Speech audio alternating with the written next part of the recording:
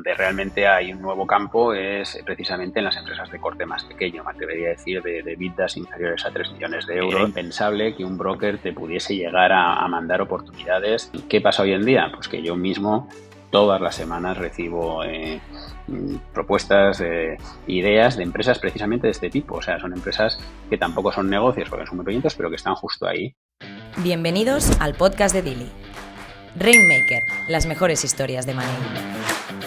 Bienvenidos a Rainmaker, el podcast de Dilly. Soy Joel García y hoy estamos con Nuño Arroyo, el fundador de N Capital, uno de los primeros search funds de España, y que en 2017 adquirió Cerámicas Meridiano, una empresa familiar fundada en el año 88, fabricantes líderes de envases cerámicos para la industria de la alimentación. Además, Nuño emprendió desde cero en una etapa anterior, tiene experiencia en el mundo del M&A y es mentor en Endeavor, donde apoya activamente a diferentes emprendedores. Mil gracias por estar aquí, Nuño. Nada, mil gracias a vosotros, Gerard, por invitarme y un placer charlar contigo. Súper, pues para empezar me gustaría que nos puedas contar un poco cómo empezó tu carrera, por qué te terminas enfocando al mundo del M&A, qué le viste atractivo y a partir de ahí, pues en qué momento descubres el Search Fund y te decides a emprender en un momento que quizás no está tan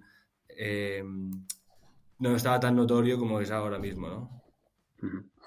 Bueno, pues yo estudio económicas y tengo una carrera profesional fundamentalmente en el área de asesor en finanzas corporativas, en distintas firmas, pues trabajando para Big Four y después en firmas más boutique.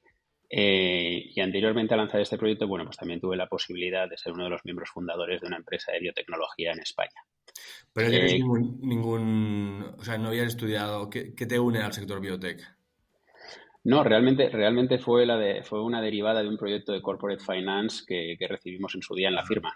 Realmente es interesante también, pero bueno, fue otro proyecto innovador en España en cómo combinar, pues bueno, pues un grupo inversor, que en este caso fue la Fundación Botín, con un conocimiento que había en el Centro Nacional de Investigaciones Oncológicas y un equipo gestor que pensaba que eso más de tecnología se podía convertir en una empresa.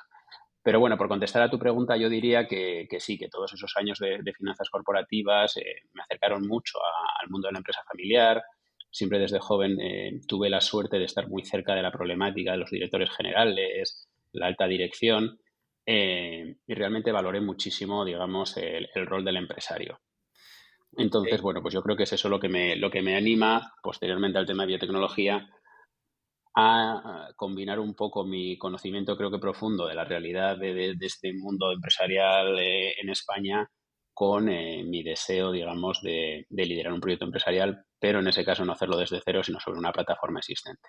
Y antes de hablar de N Capital, curiosidad, es el mundo de M&A antes, como tú viviste de asesor, era como se ha pintado o se pinta muchas veces de largas horas, estrés, siempre activo, ¿no? Contestando rápido a los socios, a los compañeros, al attention to detail, todas estas cosas que se hablan en el mundo del corporate finance. ¿Era así también? ¿Era más?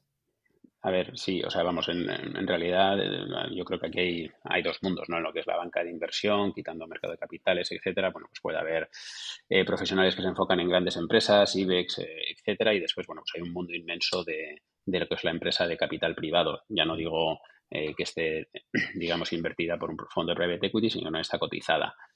Entonces yo sí que tuve suerte a nivel escuela de que participé, digamos, en firmas, pues bueno, pues que estaban muy volcadas en la excelencia. Es cierto que el tema de los deals pues requiere de profesionales, pienso yo, con perfiles bastante completos en cuanto a la empatía, la necesidad, pero sobre todo con el tema del deal making, que hay que hacer que las cosas pasen, las cosas no te llegan.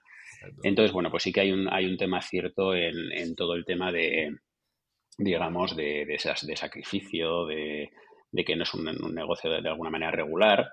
Pero bueno, yo sí que es una carrera que si te gusta el mundo de la empresa, pues creo que es una manera muy interesante tanto de desarrollar tu carrera como de empezar desde el principio cuando analizas muchísimos sectores, aprendes a modelizar, a ver modelos de negocio y después vas evolucionando la carrera Y Pues cada como me día es pasó a mí, al distinto. final acabas, Cada sí, día a es cada día es distinto. distinto y acabas haciendo deals. Es muy importante, sobre todo, pues eso, que te guste ver empresas, que te guste dar soluciones a la problemática de los clientes.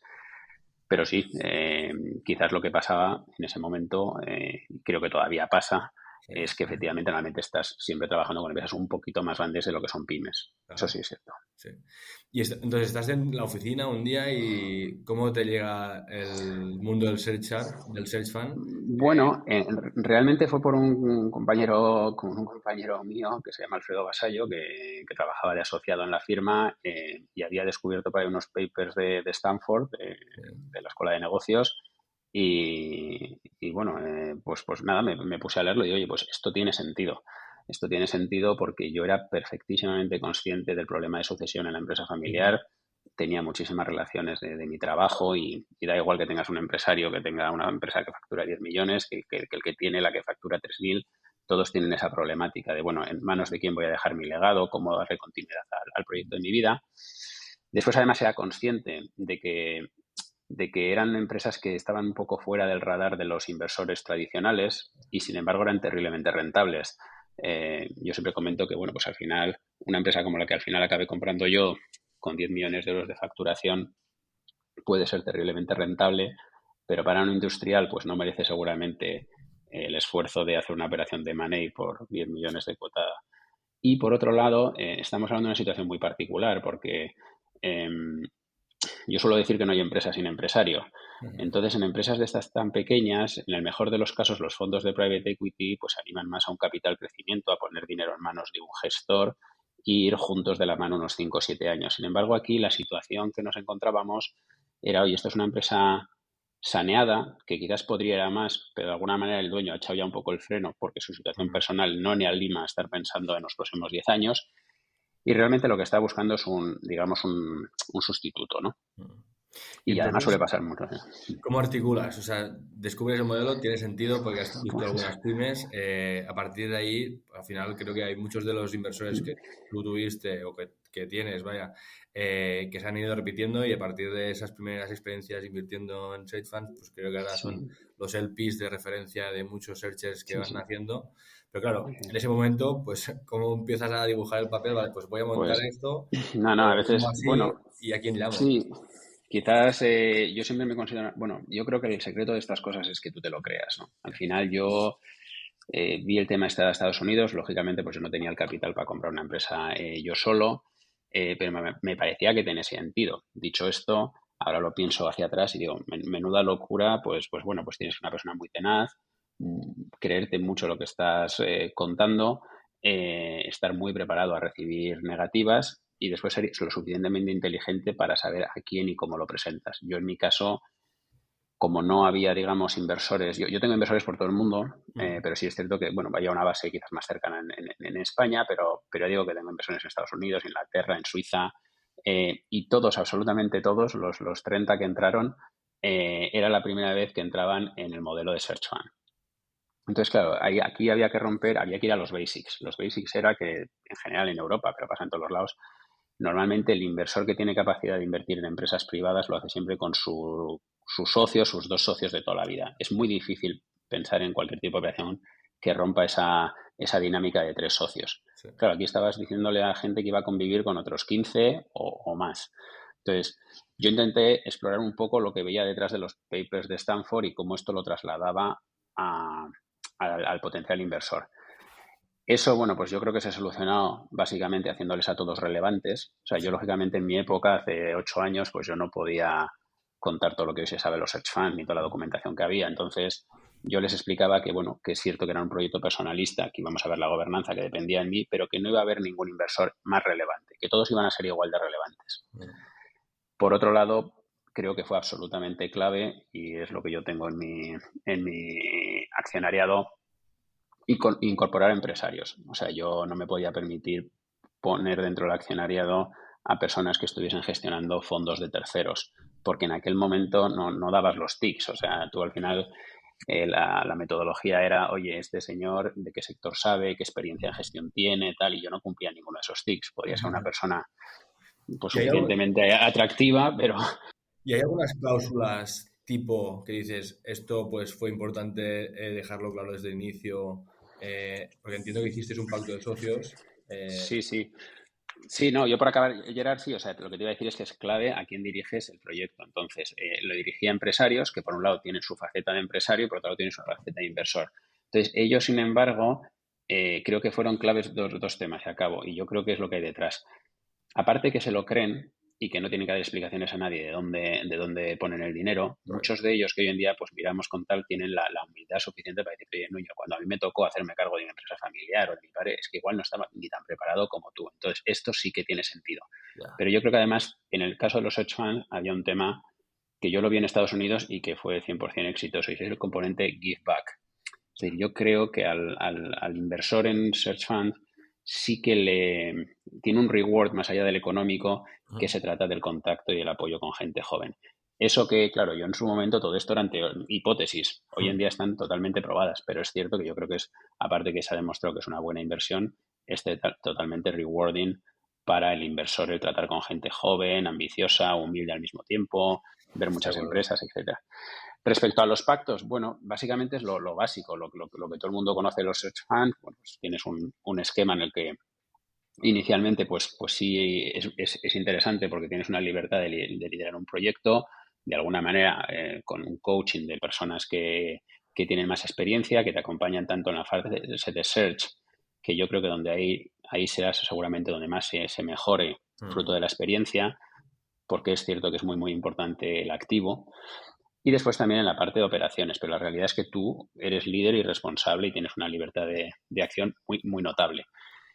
Y por otro lado, pues bueno, pues básicamente participas del devenir del proyecto una vez que retornas la inversión. Yo creo que es importante pues dejar un poco al principio las cosas básicas de cómo va a ser y esperar a que tengas verdaderamente el activo para cerrar los detalles de cómo esto va a ser.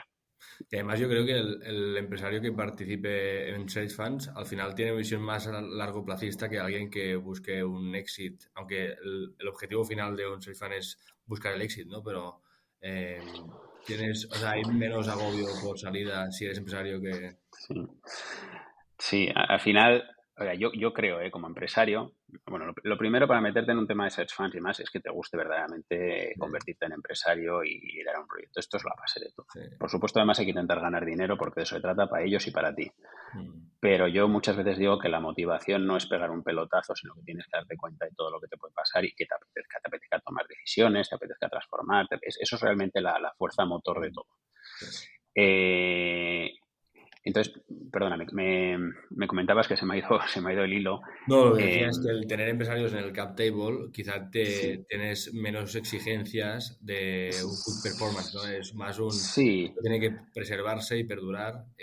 Bueno, a ver, es en función de lo que tú prometas, pero bueno, Ya, hay que ser conscientes de que, hombre, regalos no hace nadie y que las alternativas de inversión están. Entonces, si hoy en día la renta variable te está ofreciendo un 7 o un nueve por sí, sí, ciento, eso. unos alquileres tal, no, tú aquí estás jugando a que verdaderamente estés doblando tu capital en un Correcto. periodo de 5 años, tires del 15% para arriba y honestamente creo que depende de la empresa, pero el modelo habitual de un private equity quizás es cierto que como el activo es distinto, la manera de entrar ha de ser diferente a la tradicional, quizás en operaciones más grandes. Pero a mí me parece razonable que los horizontes de maduración de las oportunidades estén en torno a los 5 años, que pueden ser 4 y que pueden ser 7. Pero ahí es donde verdaderamente a ti te da tiempo, que ya es suficientemente largo plazo, a llevar la empresa a otra etapa. Sí. Y después lo lógico es que vuelvas a plantear otro escenario en el que se haga otra etapa, pero a mí me parece bastante razonable esos periodos para ir gestionando empresas. Sí. Hoy en día todo Ya, cambia mucho y no sí. se puede tampoco pensar en mucho más. No, y tienes fases. Yo creo que las compañías tienen fases y creo que cada fase puede tener unos acompañantes diferentes. Pero Bueno, después, como decía un socio mío, Jaime Carvajal, él dijo, aquí lo importante es generar caja. O sea, si generamos caja de manera saneada, puedes hacer un exit y ponerla en valor, puedes hacer un recap. Aquí lo importante verdaderamente es que tú compras una cosa que genera un free cash flow de manera sostenible y en 5 o 6 exacto, años lo llevas a otro sitio. exacto. Cuando eso pasa, las oportunidades son múltiples. Sí, sí. Pero bueno, sí es importante que el pacto de socios se recoja, pues que hombre, tú tienes que dar una ventana de liquidez a los Sí, socios y eso tiene claro. que estar muy recogido. Y a nivel del mercado M&A de antes, ¿no? En tu experiencia previa o cuando empezaste la búsqueda y cómo lo ves ahora, ¿ves algunas diferencias entre ambos mercados? Me estás hablando de un poco de la empresa tipo de un search fund de unos 10 millones de euros de valor empresa o de cualquier Sí, tipo de de empresa. cualquier tipo. Es decir, si ves diferencias en lo que el mercado de money que tú viviste inicialmente, tanto en la parte más de advisory, cuando tú iniciaste la búsqueda, a lo que ves ahora, ver de que se puede llegar a pymes o las pymes conocen Sí, o más sea, sobre empresarios. a, a ver, del M&A de toda la vida creo que todo sigue igual, todo es igual. Donde realmente hay un nuevo campo es precisamente en las empresas de corte más pequeño, me atrevería a decir, de EBITDAs inferiores a 3 millones de euros. Cuando yo hace 8 o 9 años estaba buscando, este mercado era absolutamente inexistente. Bueno, miento, el mercado era totalmente existente, esa era mi hipótesis. Lo que era totalmente opaco. Sí. Era impensable que un broker te pudiese llegar a mandar oportunidades y bueno, tú intentabas de alguna manera, pues con asesores fiscales, gente muy cercana a los consiglieri de los Sí. empresarios, que la gente supiese que tú estás ahí y que dabas un problema, una solución al problema de sucesión. ¿Qué pasa hoy en día? Pues que yo mismo todas las semanas recibo propuestas, Emails, ¿no? ideas de empresas precisamente de este tipo. O sea, son empresas que tampoco son negocios porque son muy pequeñitos, pero que están justo ahí. Y a mí me llama mucho, o sea, me llama mucho la atención que hay muchas firmas hoy en día en España Bajado que target, están ¿no? cogiendo, que Sí. han bajado. Sí, sí, totalmente. Pues que yo creo que el mercado está ahí, el volumen, o sea, el 90 y pico por ciento de las compañías, tanto en España como en Europa, son pymes, por tanto, en un momento donde ya tienes los grandes deals hechos, hay que generar valor y se genera valor muchas veces en inorgánico, ¿no? Entonces, ¿cómo llegas a Cermer? O sea, ¿es un broker que te la No, comparte? ¿Eres no, tú no, no. que la ves por algún motivo te A ver, gusta la industria, el mundo sí, cerámica, alimentación? ¿Y cómo es el approach hasta llegar sí. a Cermer? Bueno, el approach inicial de búsqueda con el cual yo levanté el capital era el típico, digamos, de un private placement memorandum con el cual tú incorporas a los socios. Tú en un private placement memorandum te cubres diciendo, oye, pues voy a ser, digamos, agnóstico, voy a estar, digamos, a ver empresas de nicho que pueden surgir en cualquier parte, pero sí es cierto que identificas una serie de sectores, etcétera, que le demuestras un poco al inversor tu manera de pensar y que tiene sentido. Entonces yo empecé la búsqueda, pues me imagino, con grandes macro tendencias, pues en aquel momento, yo qué sé, pues los complementos nutricionales o servicios de implantación de la tecnología 5G o, bueno, cosas de ese tipo, ¿no? Realmente el mercado en España, cuando tú al final tienes que ser muy sincero respecto a tu capacidad de inversión. En mi caso, por ejemplo, pues era en torno a los 10 millones de euros, me había hecho un poco yo la cabeza. Entonces, al final, el número de empresas en esos sectores que están en ese tamaño es reducido y después, claro, tienes que ser lo suficientemente atractivo para que alguien esté a la venta o por lo menos esté dispuesto a hablar contigo, por no hablar después de lo que es llegar a un acuerdo en precio, forma de pago. Entonces, la situación un poco se reduce. Eso me hizo, yo, el 90% de mi trabajo fueron llamadas en frío y aproximaciones y deals propietarios, que era una habilidad que ya había cogido en mi época de Money. Reconozco Sí. que no era la parte quizás más fuerte y me permitió trabajar en paralelo con varias oportunidades. Entonces fue un deal propietario. Pero lo que iba a decir es que yo jamás hubiese identificado el envase a priori como un sector prioritario, porque el envase al principio puede ser un oligopolio, en muchos casos un commodity, no parece que tal. ¿Qué pasa?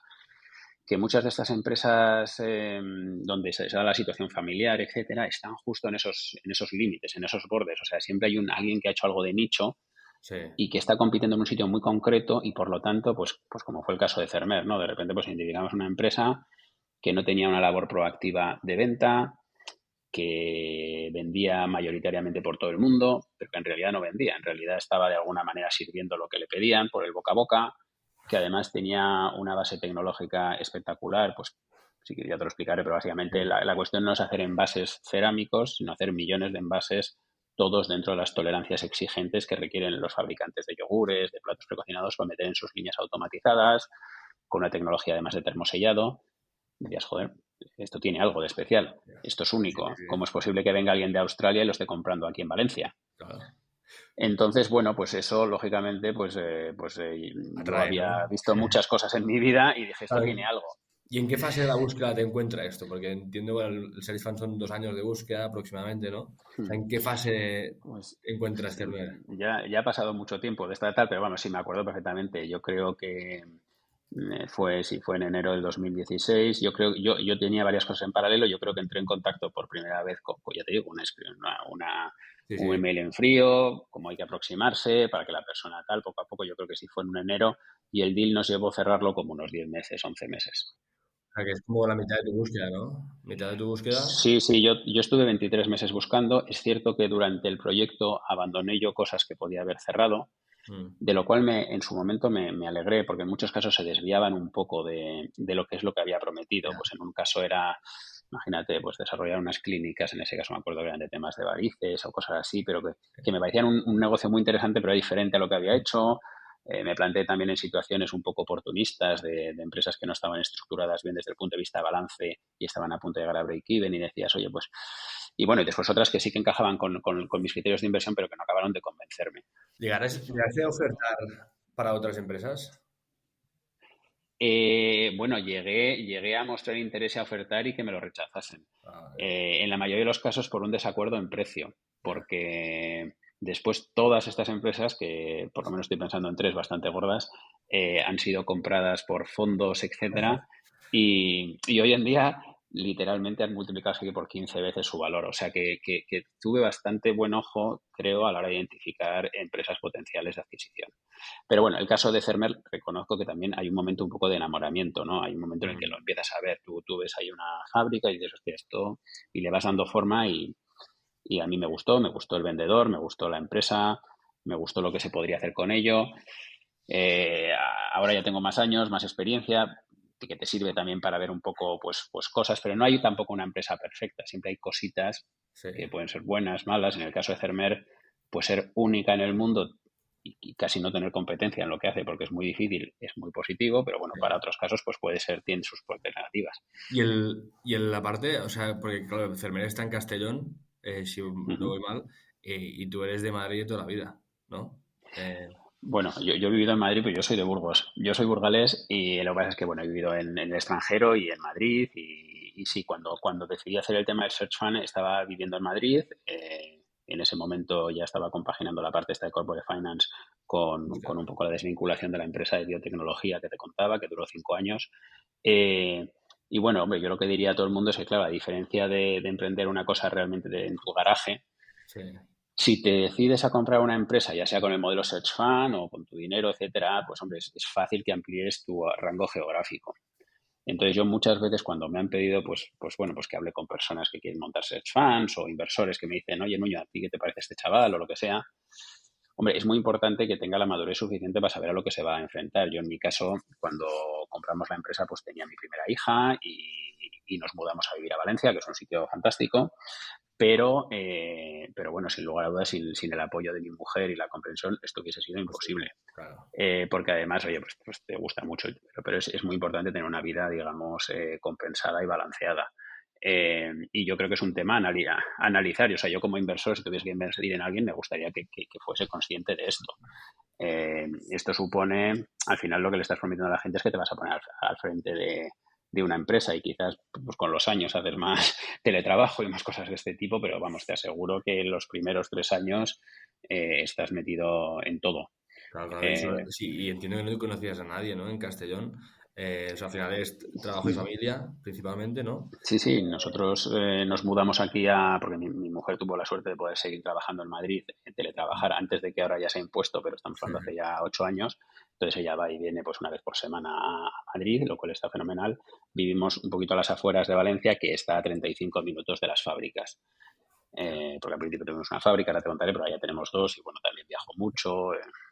Y en 7 años de proyecto, digamos, ¿hay alguna cosa que haya sido particularmente difícil o que haya marcado el rumbo de la compañía? Sí, vamos, yo sí, sí, absolutamente. Yo creo que mi experiencia es interesante de cara a todos aquellos que están planteando eso, bueno, pues para ver que a veces o muchas veces las cosas no salen como tú esperas y bueno, y aún así hay que saber lidiarlas, ¿no? Entonces yo mi vida aquí en Cermer la divido básicamente en dos etapas. Una primera en la que compramos y que se caracteriza, pues bueno, pues nosotros montamos una segunda planta, son plantas muy grandes para aumentar la capacidad de producción porque a priori además pues teníamos digamos la demanda de cola, Ujú. habíamos apostado por un envase pues que ecológicamente tenía mucho mucho atractivo y donde todo mi foco pues estuvo fundamentalmente en empezar a salir a vender, que es muy fácil contarlo, pero bueno, hay que montar tus procesos, etcétera. Fuimos a Estados Unidos, a Rusia, etcétera. Y quizás, bueno, pues sobre todo poquito a poco cambiando la cultura y yo diría que el sistema de gestión. Es una empresa muy familiar donde todas las decisiones están muy concentradas. Al pasar ya a gestionar 2 plantas, que además son independientes, es cierto que Cermer seguramente en cuanto a la facilidad de gestión no encaja 100% con los modelos ideales de Search Fund de facilidad de gestión. Yo pues gestiono 2 plantas que son independientes, entonces claro, eso es un salto mortal en el mundo industrial, es pasar de, aunque trabajases 24 horas, tú tienes a todo el mundo debajo del mismo techo y tienes tus 5 personas clave que más o menos están siempre ahí a mano de todos. Pero claro, Cuando, el día, perdona, cuando el día después de la compra, claro, te mueves la empresa familiar y o sea, ahora hablas de la gestión como la has llevado los últimos 8 años, sí, pero el primer día, ¿no? Que todo pasa por una persona y bueno, el one man show sí. propio de las pymes. Ujú. ¿Cómo Bueno, pues eso empiezas? es. Tu plan de 100 Pues días, bueno, ¿cómo fue? pues yo diría que todo menos improvisar. Yo esto es un tema que yo había trabajado mucho, que lo había hablado con el antiguo propietario y vendedor. Eh, hay un tema que es evidente, o varios temas. Uno, que tú puedes tener el poder, pero la autoridad lleva tiempo ganándosela, entonces hay que ser sensato, no intentar cometer errores intentando hacer cosas más rápido de lo que debes. Hay un periodo de aprendizaje. Otro tema que diría todo el mundo es que hasta la manera de hablar, o sea, va a estar todo el mundo mirándote, entonces muy importante, todo comunica. Ujú. Entonces, bueno, sí que hay que tener especial sensibilidad respecto a identificar y escuchar a las personas que llevan mucho tiempo en la empresa y que han sido claves para ir tú poco a poco haciéndote tu composición de lugar. En mi caso personal, sabía además que era un shock porque, bueno, pues estábamos suplantando a una persona de 60 y pico años que había fundado esto hace 30 y pico, muy familiar, etcétera.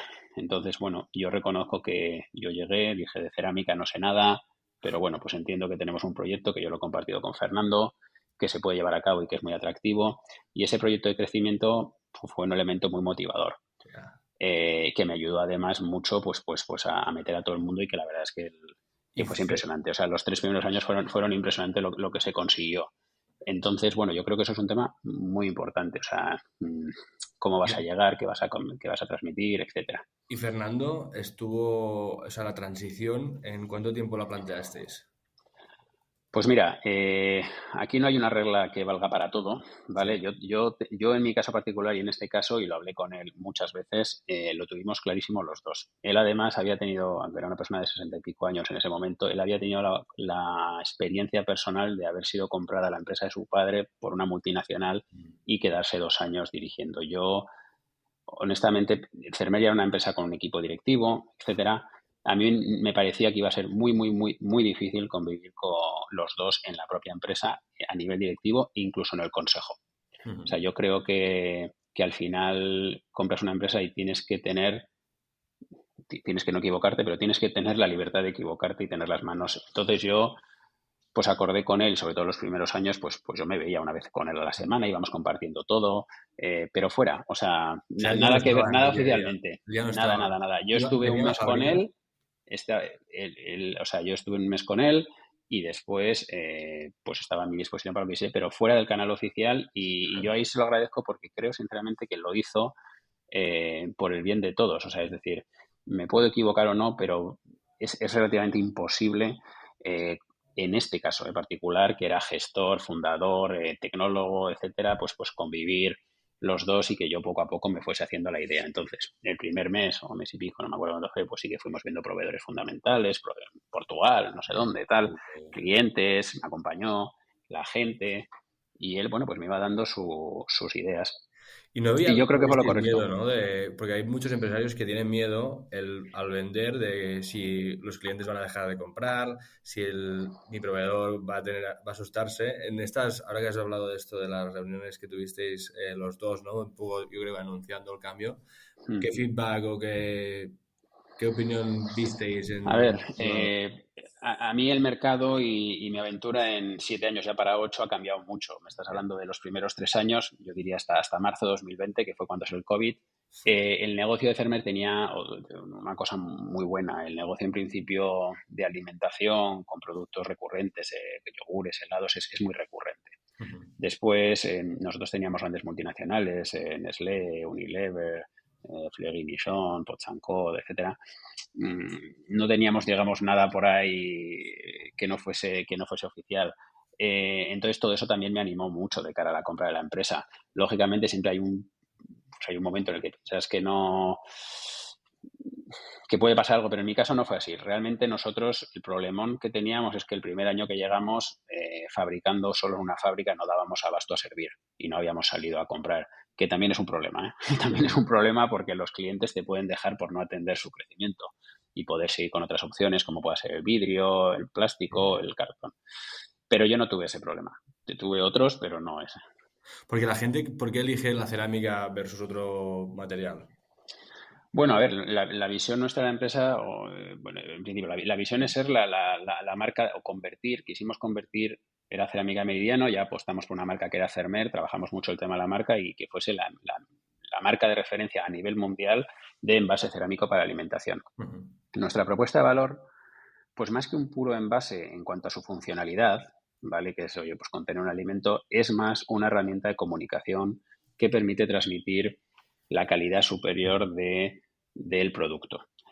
Además, bueno, pues damos una capacidad de customización de los envases que hace que el envase se pueda convertir en un elemento de marca, porque hacemos los grabados, y por las características tecnológicas del envase, pues desde el punto de vista medioambiental es también muy positivo, dado que es un material inerte, es decir, no es contaminante, es polvo que va a ser polvo, permite ser metido en el microondas, en el congelador, el choque térmico, etcétera, con lo cual en realidad es packaging, pero también es kitchenware y stableware, lo que hace que la gente se lo quede en casa, el consumidor. De acuerdo con los estudios que tenemos en distintos mercados de Europa, el 95% de los consumidores se lo quedan en casa por más de 5 años o hasta 5 años. Entonces, al final, bueno, pues imagínate si tú tienes yo qué sé, pues, o Pastoret, por ejemplo, que es un Sí, cliente aquí en España, pues bueno, pues al final la gente se lo queda, se toma después ahí su café o lo que sea, sí. o lo utiliza y está la marca, ¿no? Entonces, bueno, creo que es, por un lado, en la alimentación no todo el mundo puede competir en precio, porque al final en coste queda uno o máximo dos que tienen unos procesos totalmente eficientes y están enfocados ahí.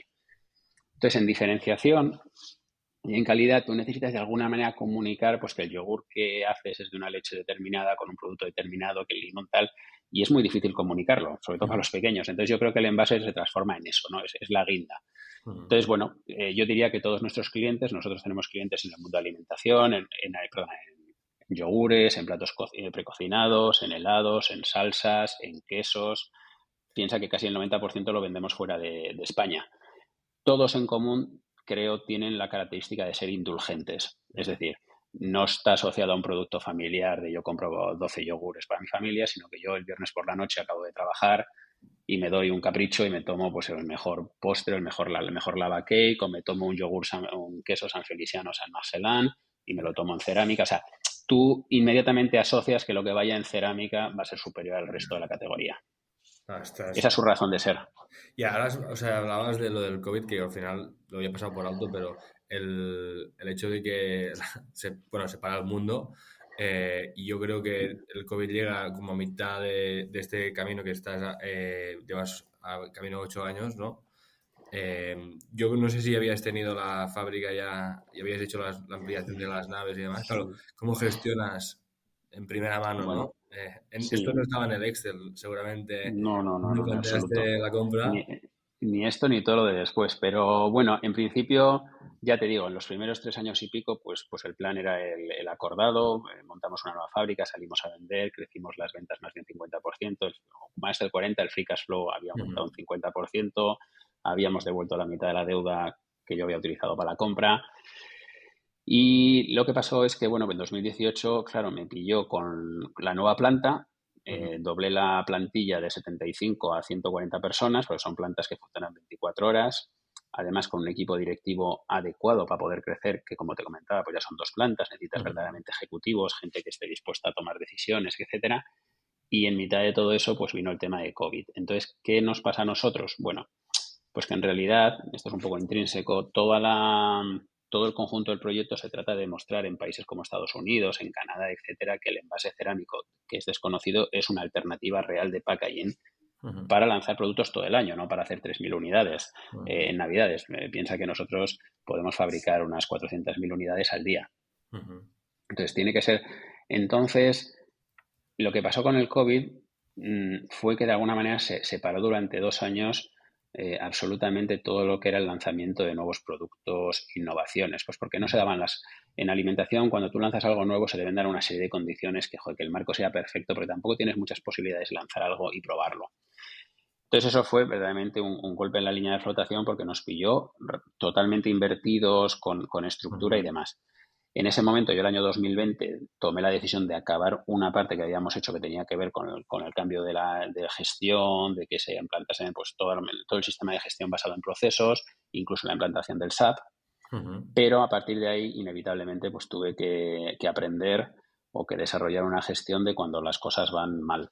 Y a todos los empresarios nos gusta crecer, vender e incorporar gente, y a mí me tocó reestructurar, despedir, refinanciar, ir ajustando la empresa en la medida de lo posible a la circunstancia. Entonces, el COVID fue duro, fuimos a alimentación, tuvo la componente personal de que no cerramos ni un día las fábricas por el tema de que hoy al final pues había que poner los productos en los supermercados y fue una experiencia que siempre te llevas, ¿no? De ayuda a los camioneros, de todo aquello que pasó, de ir absolutamente solo por las 7 los primeros días, pero literalmente solo a fabricar. Y bueno, lo que ha pasado a partir del 2020, y esto un poco lo cuento porque es otra situación, y la gente que compra una empresa es interesante, bueno, a nosotros nos ha cambiado bastante lo que es el tema macro. Hemos pasado a una situación en la que se daban unas condicionantes bastante favorables para que este proyecto fuese muy, muy exitoso, pero bueno, pues como no fuese poco el tema del COVID, se nos han conjugado ahí una serie de cosas. Una muy, muy importante fue la publicación del Green Deal a nivel europeo, donde se decía, bueno, pues todo el tema del Pacto Verde, ¿no? Y dentro del Pacto Verde pues hay un plan que es el Action Plan de Economía Circular, en el cual, bueno, pues hay una serie de sectores que se identifican como contaminantes y uno de ellos es el envase. Y entonces se marcan una serie de líneas estratégicas que van a cambiar, digamos, las reglas de juego, los tipos de envases que tiene que utilizar todo el mundo. Sí, no sabía eso. Entonces eso es muy complicado porque, claro, tomar la decisión de apostar por un envase u otro requiere como de cierta estabilidad jurídica. Tú haces unas inversiones muy gordas y quieres saber que si inviertes en cerámica esto va a ser ganador. Entonces, ese proceso que empezó en 2020 se acaba de concluir ahora con la publicación del Packaging and Packaging Waste Directive. Regulation, que es una regulación que marca pues que todos los envases tienen que ser reciclables, no sé qué tal. Entonces nosotros, teniendo un posicionamiento medioambiental absolutamente atractivo, pues como te contaba, es inerte, reutilizable, la gente, etcétera, etcétera, pues tenemos un tema muy curioso, y es que no generamos suficiente, digamos, residuos que justifique tener un sistema específico de recogida como pueda tener el plástico o el cartón, los grandes contaminantes. Y eso, que es muy sencillo, pues tienes que pelearte mucho, en mi caso en Bruselas, para que la gente lo entienda y diga, oye, tenéis que hacernos aquí un acomodo, porque como utilicéis esta regla solo para el plástico y nos la apliquéis a todos, nosotros estamos fuera. Entonces hemos tenido unos años que espero que ahora justamente cambien, en el que, claro, al hablar con grandes fabricantes, pues siempre la pregunta es, oye, ¿dónde va a quedar la cerámica? En realidad nadie sabe dónde va a quedar tal tipo de plástico, es una mare magnum, ¿no? Pero eso ha sido muy gordo. Por si eso no fuese suficiente... Porque en Europa, ¿qué otros países son potentes en cerámica? Portugal es un país importante. Bueno, cerámica, o sea, lo que hacemos nosotros es tan de nicho que somos sin lugar a dudas el país más potente, y Cermer, siendo una pyme, es la líder mundial en lo que hace. Porque hacemos en loza, etcétera, y porque realmente los portugueses pues hacen más, digamos, vajilla, en porcelana o lo que sea. No, pero te contaba que, bueno, hablando un poco de las cosas, pues que eso no estaba en el plan, como tampoco estaba en el plan pues que subiese el precio del gas 7 veces. Nosotros pues tenemos 4 hornos inmensos, son plantas, es un proceso muy, muy intensivo en energía, tanto por el propio proceso nuestro como por las materias primas, y en algunos casos, bueno, en nuestro caso casi se multiplicó por 4 la factura energética. Entonces, básicamente, pues una pyme en vez de pagar 1.000.000 de euros, os pagas 4, ¿no? Entonces, pues una situación existencial complicada que requirió de hacer gestiones con los clientes, y inevitablemente pues ha afectado, digamos, a nuestra posición competitiva en el mercado. Y ahora mismo pues también pues estamos un poco saliendo todavía estamos ahí, pero yo creo que bueno, que las estrategias de todos los supermercados en el mundo, además yo, a pesar de estar en una pyme, tengo una visión bastante global, o sea, de cómo está Reino Unido, cómo está Estados Unidos, cómo está Italia. Pero es cierto, o sea, es bastante mayoritario pues que los supermercados han adoptado una estrategia de ticket global de compra. O sea, tú puedes tener una promoción de yogures que es muy rentable, pero tú no quieres que el consumidor o la consumidora gaste más de 50 euros por visita al supermercado, ¿no? Porque en realidad un Carrefour está compitiendo con un Lidl o con un tal y están ahí, están en su... Y eso pues al producto indulgente no le ha favorecido. Entonces, bueno, todo esto es como una especie de tormenta perfecta, adicional al tema además que, pues, que nosotros el 90% lo vendemos fuera de España, en un momento determinado, que fue más o menos 2022, 2023, por los costes de transporte, no sé si te acuerdas, pero post-COVID hubo mucho problema con las líneas de suministro. Entonces nosotros, pues que mandamos muchos contenedores a Nueva York, pues nos encontrábamos con que un contenedor que nos costaba $3.000 pasaba a ¿No? Sí, $12.000. exacto, sí, Sin yo haber hecho nada ya, pues mi producto había aumentado en precio un 30% en coste para mi cliente y además fallábamos en cuanto al servicio. sí. Es decir, se da una peculiaridad y es que como tenemos un producto tan único en el mundo, nosotros desde aquí servimos a todo el mundo. La gente me dice, oye, pues el producto viaja bien. Y, hombre, por lógica, por el peso y tal, no debería viajar bien, pero es tan único que sí que viaja bien. Entonces, nosotros tenemos una empresa que desde el punto de vista de gestión está muy bien optimizada y hay gente con mucho conocimiento, pues eso, pues para mandar mercancía desde el este de Rusia. Bueno, también estuvimos en Rusia, es otra historia. También arrancamos en Rusia con un gran proyecto muy grande. Y bueno, hoy lógicamente no es tan grande. Es brutal, por eso que desde España y desde pues, pequeños sitios, ¿no? Productos nichos al final se vende en todo el mundo y que son productos y servicios que atraen, ¿no? Sí. Y el Cermer de ahora, ¿qué foto tiene? Es decir, ¿qué tamaño, Claro, capacidades? pues sí, a ver, el Cermer de ahora es una empresa que verdaderamente está estructurada para poder crecer desde el punto de vista, digamos, interno a nivel de gestión, pues creo que es una joyita, sinceramente lo digo, porque ya tienes un equipo que lleva mucho tiempo trabajando, hay unos procesos, hay unos sistemas de información de CRM, SAP, etcétera, que lo pasan todo. Además, hemos tenido la suerte de, en mitad de, de la crisis, pues yo siempre dije, no nos podemos quedar parados, hay que salir de esta crisis del COVID con una historia. Entonces, bueno, levanté el apoyo de los inversores, incluso de un fondo que entró más tarde de la compra con Search Fund para, por un lado, tomar una participación estratégica en nuestro principal proveedor de barro. O sea, esto de que, bueno, pues eres el primero, te das cuenta que al final pues tienes tus tacones tacón de Aquiles, talón de Aquiles y bueno, pues tomamos una participación, lo cual fue un tema muy importante.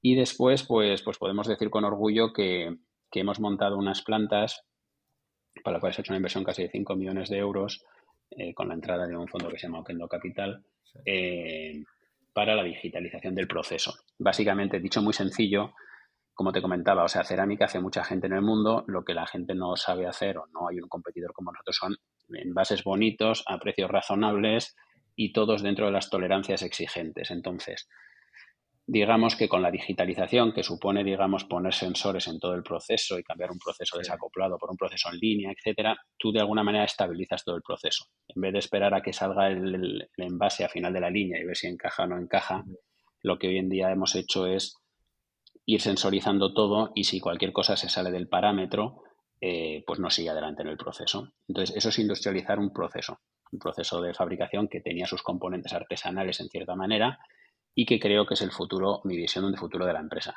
Entonces, ¿dónde estamos ahora? Pues con todo lo que ha pasado y 8 años después, realmente es un poco volver a empezar. Estamos casi como si fuese en 2017, A pero con nivel de unas magnitudes, dices. capacidades a nivel de magnitudes, sí. O sea, en realidad tenemos una demanda muy bajita para la capacidad instalada que tenemos, pero es cierto que es muy binario. O sea, es una empresa que si las ventas, hoy en día, si las ventas nos acompañan como esperamos y va cambiando un poquito todo y todo se estabiliza y los precios y tal, pues lógicamente pues está muy optimizada a nivel de lo que pueda ser el margen de contribución, de cómo atender, pero 8 años después, pues desde el punto de vista de dónde estamos, no es ni mucho menos donde hubiésemos pensado en un inicio.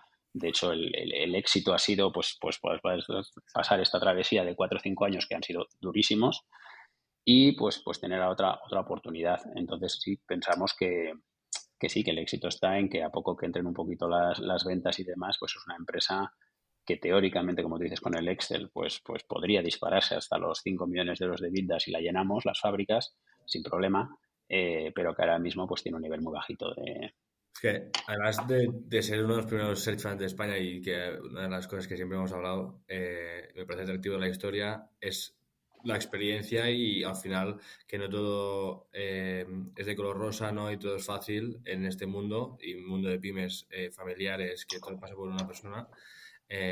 Y también a veces yo creo que eres el perfecto para poder dar un consejo, ¿no? A la gente que está emprendiendo o está lanzando search funds porque pues se están lanzando cada vez más, ¿no? Cada vez hay más perfiles, incluso ahora se están verticalizando para comprar y consolidar industrias concretas, o hay modelos como el self-funded search, ¿no? Donde yo lidio en vez de financiarme la búsqueda, busco una compañía, negocio la oferta y a partir de ahí como organizo inversores para este deal concreto, pero ya no es financiar la búsqueda, ¿no? ¿Qué consejo tú das a todos estos emprendedores o inversores en search funds después de 8 años de experiencia con uno de los Bueno, primeros? como dicen los americanos, free advice, its value, its price. O sea, yo voy a contar un poco, pero yo no soy quien. A ver, yo creo que, sin lugar a dudas, y Cermer puede ser un perfecto, o sea, yo creo que es importante aprender, yo creo que hay muchos fondos y Uh-huh. estos fondos están ahora empezando a hacer exits y pasa como en la industria de private equity tradicional, pues que se genera muchísimo conocimiento Uh-huh. y ves características fundamentales de lo que han sido buenas y malas inversiones que ya de por sí venían definidas de Estados Unidos en cuanto a lo que se intenta buscar en función del search, etcétera, y tienen todo el sentido del mundo. Quizás en algunos casos, pues, por ejemplo, cuando los traes a Europa, hay Uh-huh. que de alguna manera adaptarlos a lo que es el mercado europeo, sobre todo porque, bueno, el mercado americano es gigante, te permite igual estar con empresas con potenciales de crecimiento inmensos, aquí tienes los temas del idioma, etcétera, pero yo confío y creo que se va a aprender muchísimo por parte de los inversores que ahora mismo profesionalmente se dedican a esto. Y eso va a ser muy positivo, no solo para ellos, sino también para los empresarios o searchers que se meten en esta aventura y que están dispuestos a sacrificar pues 8 años de su carrera profesional. Eso por parte de los inversores. Por parte de los searches, pues yo creo que sí. Yo creo que igual en otras profesiones hay colegios profesionales, pues yo creo que los empresarios y los líderes de proyectos pues es muy agradecido porque es una posición fantástica. O sea, yo repetiría 1000 veces la experiencia por todo Uh-huh. lo que tiene, a pesar de todas las cosas que he vivido. Eh, pero yo creo que es muy interesante compartir con personas que hayan pasado por tu misma experiencia, que sepan además hacerte el coaching, porque al final eres tú el que debe decidir, pero muchas veces, pues bueno, pues te das cuenta que quizás lo que estás pensando es razonable, que nadie hay, digamos, que no hay Cristiano Ronaldos que sean cosas muy complicadas, sino que bueno, que es la toma de decisiones en entornos inciertos.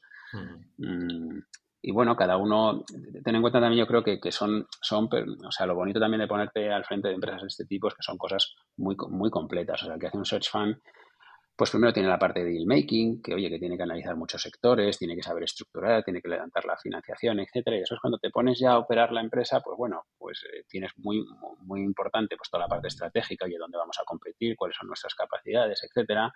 Habrá quien se mueva mejor en temas financieros, pero bueno, son un tamaño de empresa, como yo le he dicho muchas veces a mis consejeros, que sí, que tienes que estar como consejero, pero al mismo tiempo la tienes que operar. Y pues bueno, pues al final pues inevitablemente trabajas mucho con las personas. Entonces, desde ese punto de vista es enriquecedor. Es mucho trabajo, mucha intensidad. Entonces, yo le diría a la que se va, al que se va a meter en esto que bueno, sobre todo que no se engañe, digamos que la carrera o el paso para ser un searcher o un empresario, o sea, el searcher es la manera para ponerse de empresario, no es la carrera profesional de trabajar en un fondo de private equity donde tú estructuras, estás en el consejo, vas viendo el cumplimiento del plan, pero que en realidad no estás operando un negocio. Y bueno, y después que también bueno, que no vas a comprar una empresa seguramente de 1.000 millones de facturación, que vas a comprar una empresa de 10 millones de facturación y es importante que te visualices en el sitio donde está esa empresa, qué interlocutores tiene, quiénes son sus clientes, quiénes son sus empresarios, quiénes son posiblemente los compañeros con los que vas a trabajar. Hay muchos perfiles que yo creo que son muy adecuados de consultoría, de banca de inversión, que es un entorno fantástico en el trabajar y muchas veces igual no nos damos cuenta, pero es también por el nivel, digamos, intelectual y de preparación de tus compañeros, ¿no? Uh-huh. Te tiene que gustar otra cosa, tienes que adaptarte en todo, en la manera de hablar, en la manera de no sé qué, en la manera también de aprender tú, ¿no? Entonces, bueno, desde ese punto de vista, pues es muy interesante, pero creo que eso, que nadie se engañe y piense que es otro tipo de actividad. Yo le diría eso. No, pues genial. Creo que poder contar contigo en nuestros primeros episodios del podcast es Un increíble. placer. No, hombre. Y no, te lo agradezco muchísimo. Y nada, a seguir con Por Cermer supuesto. y todo lo que venga. Así que mil gracias, Estáis, niño. nada, un placer, Gerard, y enhorabuena también a vosotros por Diali y nada, mucho éxito.